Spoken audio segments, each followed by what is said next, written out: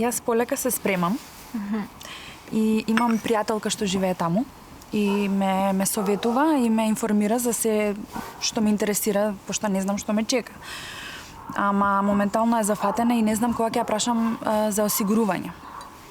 Тоа ме интересира. Имам идеја. Јас имам еден пријател таму. Можам да му се јавам и да го прашам. Стварно? Да, веднаш. Прашај го за осигурување и за здравствено. Përshëndetje. Përshëndetje Besa, çka ka të re? Te unë asgjë e veçantë, për kolegja ime ka. Ajo ka gjetur punë atje dhe do të visë shpejti. Andaj të thërita të më japësh disa informacione si të gjendet më lehtë atje. Dhe unë pastaj do ja përcjell kësaj. Sigurisht, nuk ka problem, ti më njeh mua, më pëlqen që të shpjegoj. Pra më thuaj saktësisht se çfarë i intereson asaj. Tani më pyeti rreth sigurimit. Si është kjo atje? Sigurimi social, shëndetësor, anvisëria. Çka ka më thelbësore? Cilat janë zakonet? Ja pra tani.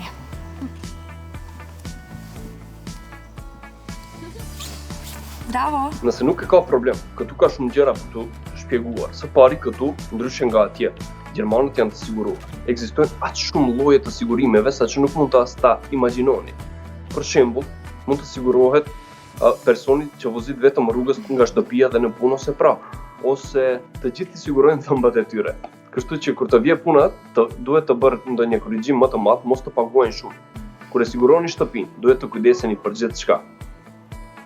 Për shembull, unë kam një akvarium dhe duhet të kërkoj sigurim të veçantë për këtë.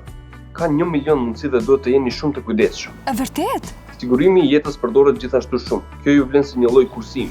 Kjo ka për të interesuar sigurisht. Ekziston edhe sigurimi të drejtave të punës, Rettsschutzversicherung, në rast të mobbingut, largimit nga puna pa arsye dhe të tjera. Duhet të ketë informim të mirë, të bisedohet me njësinë për resurse njerëzore të punëdhënësi. Kjo është shumë interesante. To harroja. Veçanërisht gjermanët e përdorin sigurimin nga përgjegjësia personale, sidomos ata që kanë fëmijë, por në fakt të gjithë. Nëse ata i bëjnë dëm, për shembull, nëse keni humbur diçka që keni huazuar, apo fëmia juaj ka gërvishtur makinën e dikujt, ose nëse ka bërë ndonjë dëm tjetër kur keni qenë mysafir, kjo mbulohet nga sigurimi. Kjo është interesante të dihet. Do t'ja përcjell të gjitha Elenës. Faleminderit shumë. Je vërtet Flori. Nuk ka problem fare. Mos ngrohtë më telefonosh nëse ka nevojë për diçka më shumë. I uroj Elenës gjithçka të kalojë si duhet. Dhe dëgjohemi. Tung. Ciao. Ciao! И что ты скажешь?